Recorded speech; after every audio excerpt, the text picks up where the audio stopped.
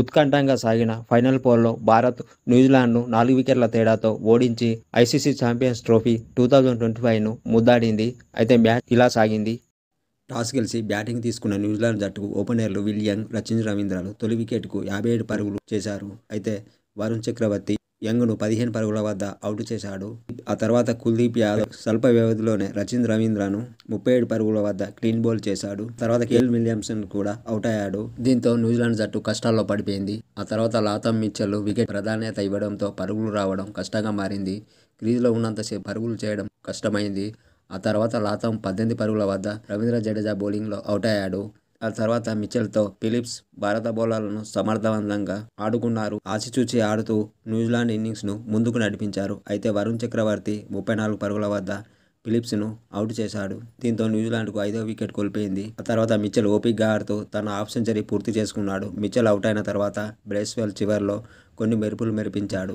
40 బంతుల్లోనే 3 ఫోర్లు 2 సిక్సర్లతో 53 పరుగులు చేసి న్యూజిలాండ్కు డీసెంట్ స్కోర్ అందించాడు. మొత్తానికి న్యూజిలాండ్ 50 ఓవర్లకు 251 పరుగులు చేసింది. టీమిండియా బౌలర్లలో వరుణ్ చక్రవర్తి, కుల్దీప్ యాదవ్లకు తలో 2 వికెట్లు తీయగా రవీంద్ర జడేజా, మొహమ్మద్ షమీలకు 1 వికెట్ దక్కింది. ఆ తర్వాత బ్యాటింగ్ దిగిన భారత జట్టు ఓపెనర్లు రోహిత్ శర్మ, శుభ్మన్ గిల్ క్రీజులోకి వచ్చారు.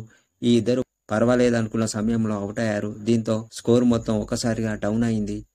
దీంతో కాసేపు టీమిండియా కష్టాల్లో పడింది. ఈ మ్యాచ్లో రోహిత్ శర్మ 76 పరుగులతో అద్భుతంగా ఇన్నింగ్స్ ఆడాడు.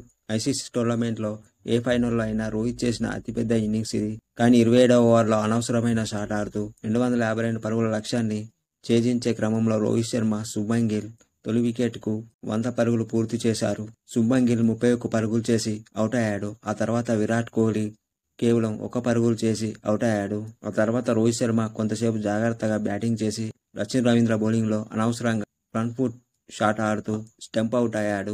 అయితే రోహిత్ శర్మ 83 బంతులు 7 ఫోర్లు 3 సిక్సర్ల సాయంతో 76 పరుగులు చేశాడు. రోహిత్ అవుట్ అయిన అనంతరం శ్రేయస్ అయ్యర్ నిలకడగా ఆడి 48 పరుగులు చేశాడు.